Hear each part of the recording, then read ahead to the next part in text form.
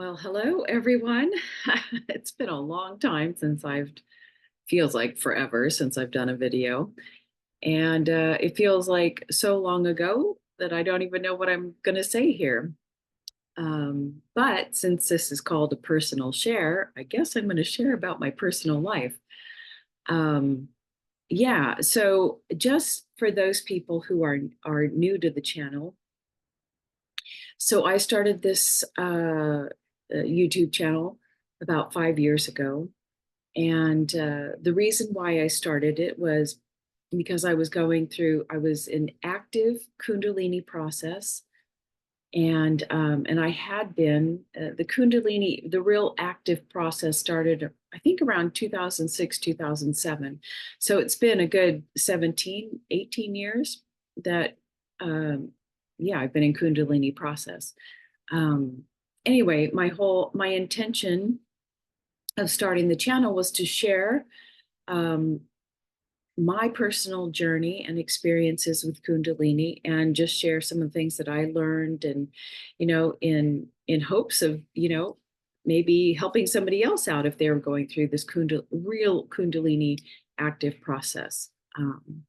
Yeah, and at the time when I started the channel, Kundalini was stuck at my throat chakra. So it was like, oh, let's do the thing you like to do least, and that's talk, be on camera and talk about your life and talk to others and do all this. I hate it. But I thought it would be good for my throat chakra to just speak my truth. And it's been 5 years and I'm speaking my truth, but I still have a very difficult time articulating and verbalizing my life experiences because I hate being on camera. Yeah, anyway, um, yeah, so what do I want to share? So now, through these 5 years, all of the videos that say personal share are about all the different events, the awakenings, the glimpses, the ahas, and all the different things that happen as Kundalini rose even further past my throat chakra to Makara point, and now we call it completion. Her process in me has completed, but her work is not done because she's crossed the Bindu point and then closed the 4-inch gap, which I don't really know. Excuse me. Maybe I'm not supposed to be talking about it. Maybe I'm incorrect. Anyway, so what I, if I'm remembering correctly, um, my individual consciousness is now merged with cosmic consciousness, and so that's kind of like a culmination point. But she comes back down, so that's the ending, that's the completion of process. But then she comes back down for more clearing and finalizing work for the rest of your life, right? Excuse me, I might need a sip of water. Hmm. Anyway, so yeah, so the last year or so, during this kind of completion, oh, now she's coming back down, working on different chakras that need more work. I think in the past year and a half, it's been like really like lower chakra work, then other chakra work. And now I just had a session with my guide or teacher. Um, she seems to think that she's resting in my heart. Um, Doing some more work there, which needs a lot of work, because I was telling her that two things. There's 2 points that when I put my attention in these two different places, like it's really, really intense. When I put my attention not 4 inches, but further up, I guess into the cosmic self, I know there's other chakras up there. So I don't know all the details. Like it is intense power or energy. It's like, oh, I mean, it's intense. As soon as I move my attention way up here, way up there, it's like, I don't even know what that means. I don't know what I'm supposed to do with it. Oh, I see my neighbor cat has just showed up for a little snack, so I may have to pause this video. Yeah, really, really intense, but that just is an indication that that pathway has been cleared and whatever. I don't know what that means. But also when I focus in my heart now, it's not really in the heart, but in the center of the chest, kind of inside. It's a place that's a no place. Um, Immediately my breathing stops and I feel like I was telling her, my teacher, feel like I'm being sucked in and that like I can't breathe. Like I'm putting my attention there now. I can't breathe. And it's like everything stops. It feels like my heart stops, but of course it doesn't. But it gets real tight. My breathing immediately stops, like it wants to suck me in. And what she said is what she feels is that it's like it's reaching the annihilation point, and that she really wants me to focus and really meditate in that space. And yeah, I try a little bit, but yeah, so I think that that is like, hmm, I don't want to say like an ending. How do I say it? Like that's the annihilation process. And I've heard other spiritual teachers or people who've gone through this process that they do talk about that, and it doesn't always have to happen through the heart. It happens through other ways, but there's a point of total annihilation of what, I don't know. I don't know what happens. Maybe it just opens your heart. I have no idea. This is because I'm not through it, I don't have any knowledge, but this is what it feels like, that if I were to take the time and really meditate for long enough and consistently enough, um, I'm going to be sucked in somehow. I know that sounds crazy, but yeah, it's really intense. But I haven't been able to stay connected to a spiritual practice because I have had a huge life change. And I am going to pause this video. So, of course, I can go feed the little neighbor cat. Let's see, put this on pause. I'll be right back. Okay, so where were we? So talking about the spiritual, I'm sorry, Kundalini transformation spiritual process um, that I've been going through. And I highly recommend this book called Spiritual Transformations, the Fulfillment of Kundalini Process by Joan Harrigan. Yeah, it's a whole book of people's stories going through sharing exactly what I'm sharing, but in different ways, depending on your Kundalini process, because there are many different paths that Kundalini can take, and it results in different experiences and phenomenon. Yeah, so it's a fascinating read. The stories are about people, how they even start on the spiritual path, and then Kundalini awakens and they're like, oh, I don't know what to do. And anyway, it's really fascinating. It's a fascinating read. So I highly recommend it. But these personal shares are kind of like the stories in the book. So I'm sharing that. Okay. So this past year, I forgot where I was. So this past year, yeah, Kundalini, working on other things. And I just found myself, which is very common. This is a part of the process, just wanting to do nothing and sit in silence, sit in contemplation, just sitting and resting in the all, or resting in pure awareness or pure consciousness. Um, yeah, I guess resting on the mountain, so to speak. Uh, and let's see, I might make another video because I'm going to comment about, I don't know if I want to do it now. I want to comment on a very popular teacher, spiritual teacher out there who recently put out a video saying why I quit non-duality, and this person talks about um, uh, getting stuck on the mountain, how so many of us get stuck in the mountain resting in pure awareness and blah blah blah.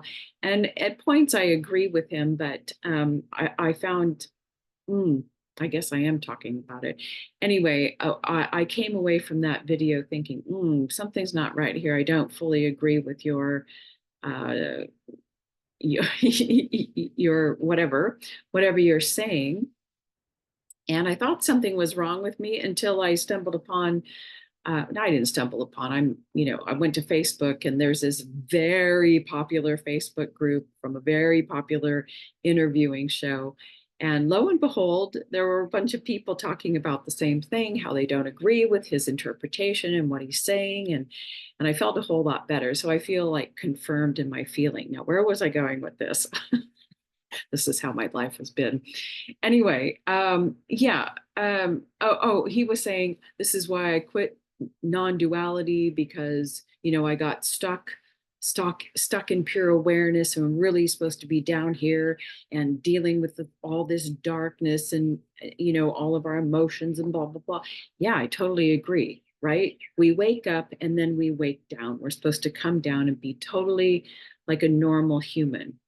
But he makes it sound like, um, forget about non-duality, forget about living in non-duality, that we're here. I hope you can hear that bird. It's really beautiful. Um, and here we are, just here to be human and live in our messy lives and honor it and blah, blah, blah, and pure acceptance. And yeah, that's really good for psychological stuff. But what I'm experiencing, and what the sages say, right? Carry wood, chop water before enlightenment. Carry wood, chop water after enlightenment. Meaning, but they forget like the middle. It's like you're carrying wood, chopping water, being a normal human being, doing your stuff. And then all of a sudden, you start climbing the mountain, the spiritual mountain, and you have all these, you're climbing the mountain, then you reach the peak. You've had your aha, and you're like, oh, I'm going to rest at the peak for a while, because yeah, that's the goal, right? I mean, it's not the end goal.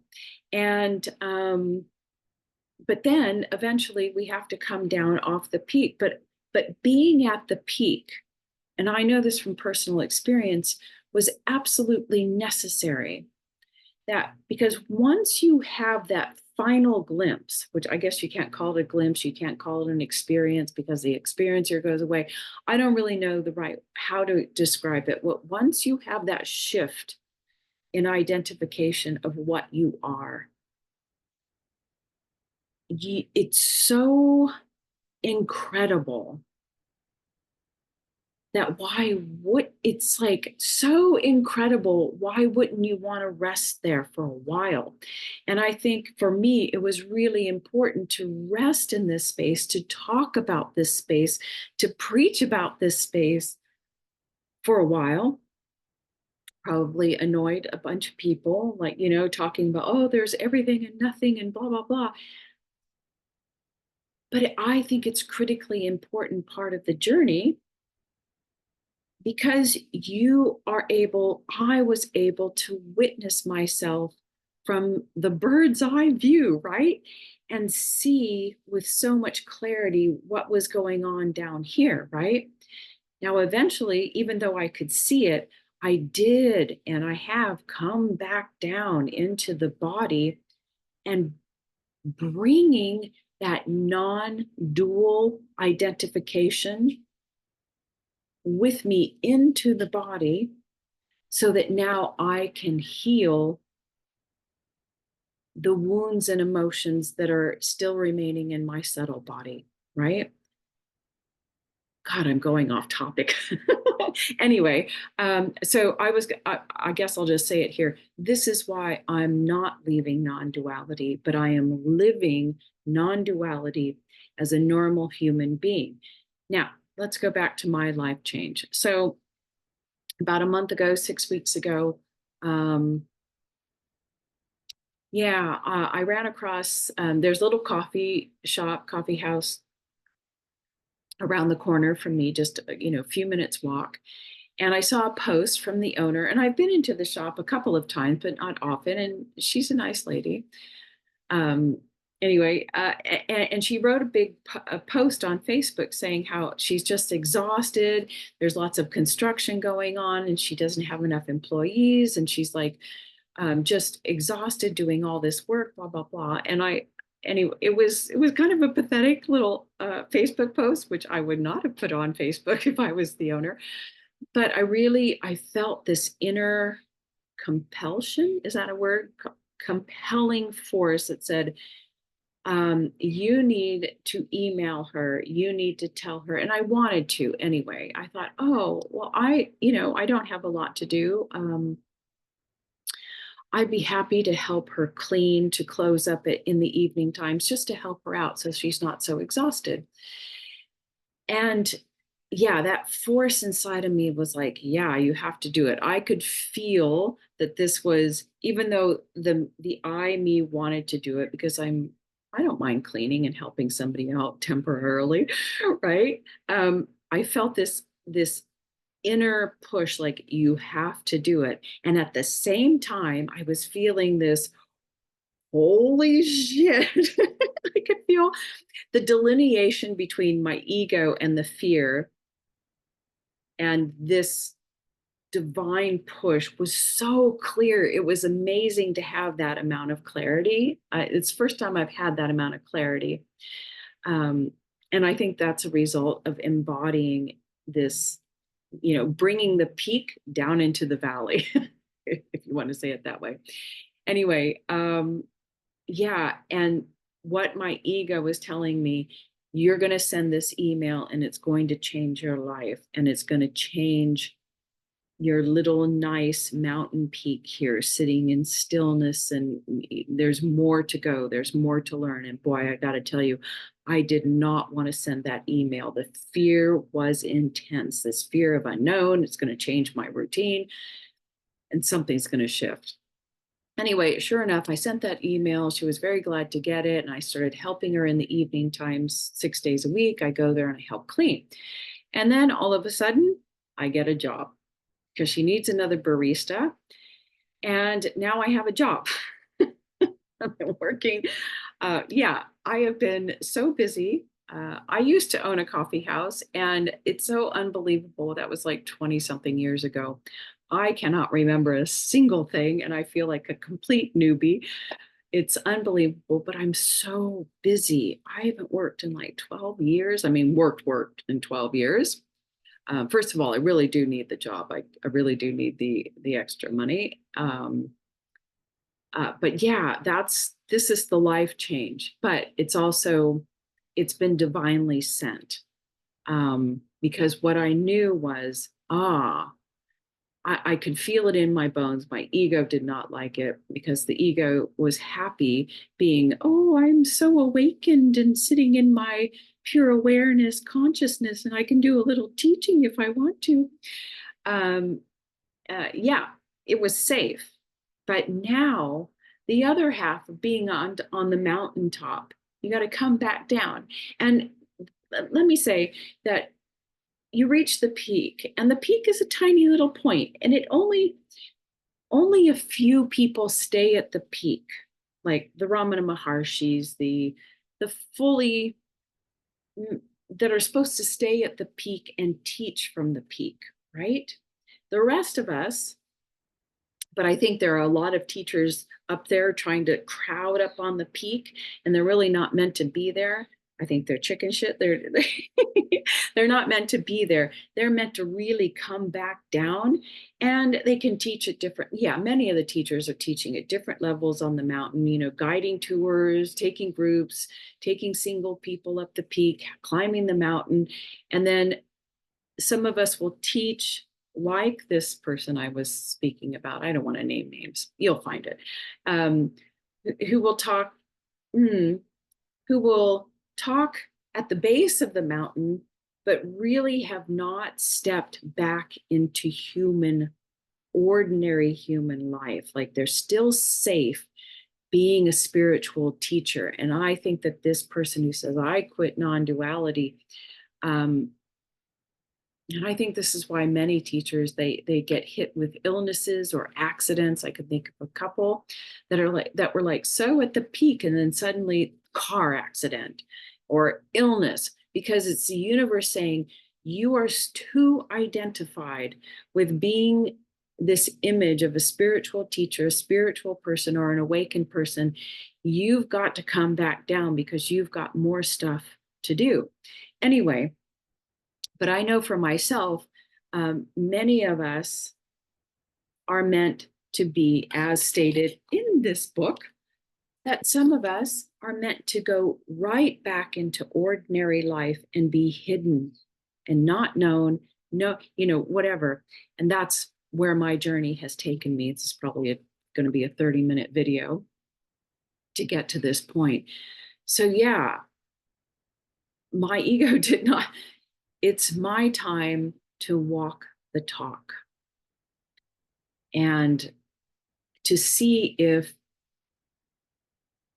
I can remain, how easily, how I can remain in pure awareness and still be a regular human,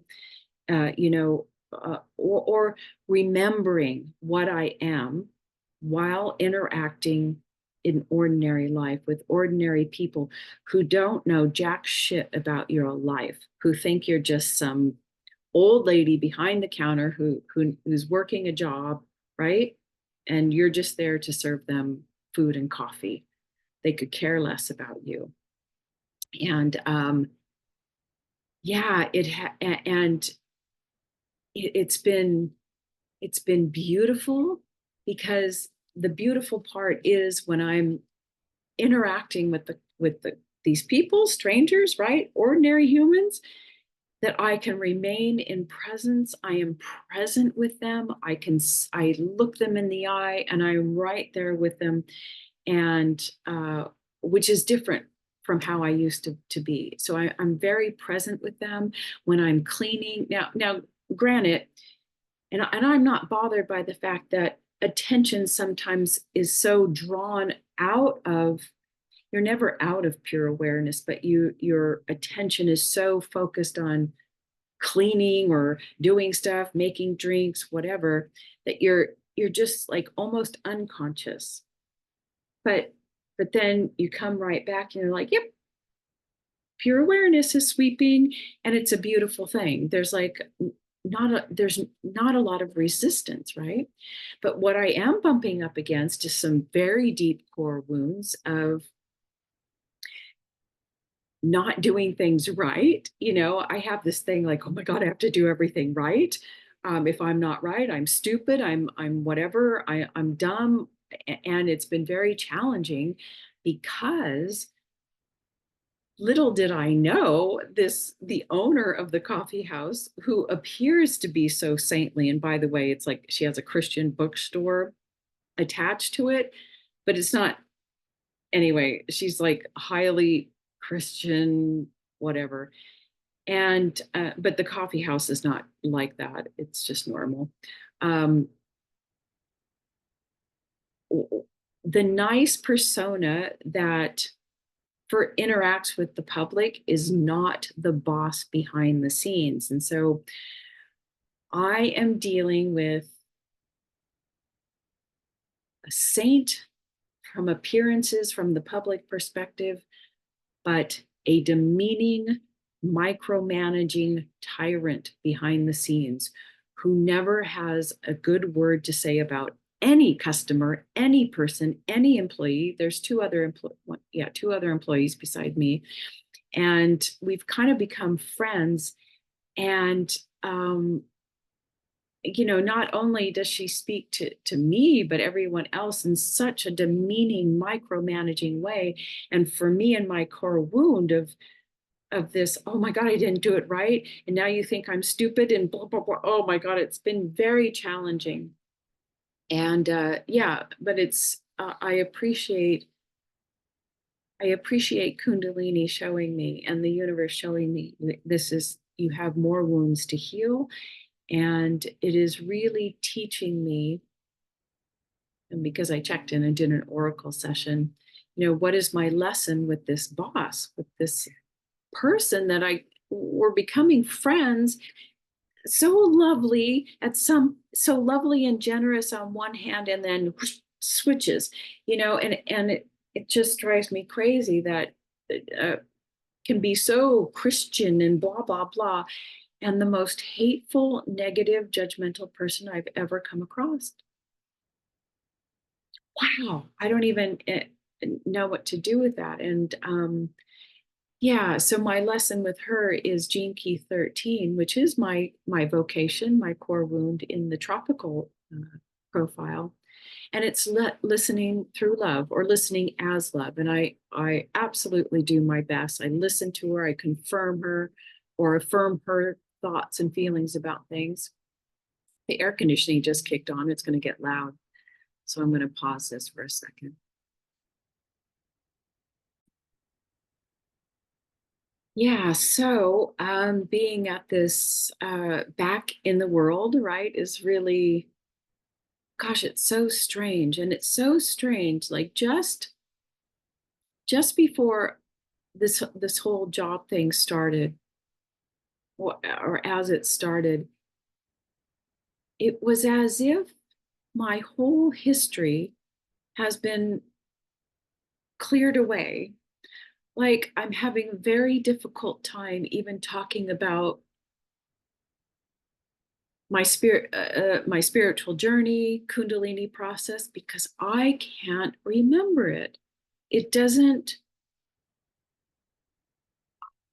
it's like it's not there anymore. I mean, sure, I mean, I could pull it together, but it feels like it's not there, like it wasn't me, it doesn't exist, like whole history doesn't exist.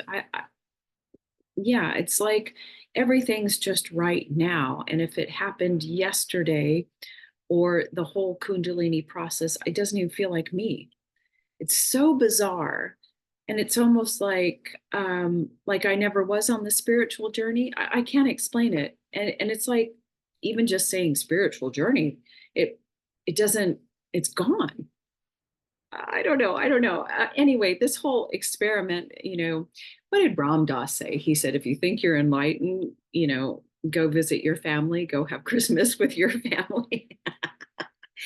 And the point is, that's about chopping wood, carrying water. But I think I think before the mountain, the chopping wood, carry water is like, do your work.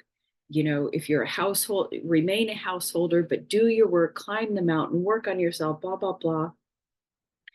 And then I think on the other side, the chopping wood, carry water is continue to do your work while you're carrying the water, while you're in this non-dual oceanic space, rather than giving up non-duality and denying it, being a normal human being and getting, and I'm referring to the person that wants to quit non-duality. Yeah, the chopping wood is continue to do your work. Kundalini will continue to work on you. You'll always have stuff, but you do it from the embodiment of the ocean, the pure awareness. And I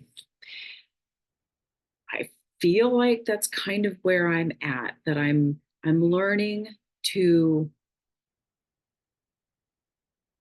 and I don't know,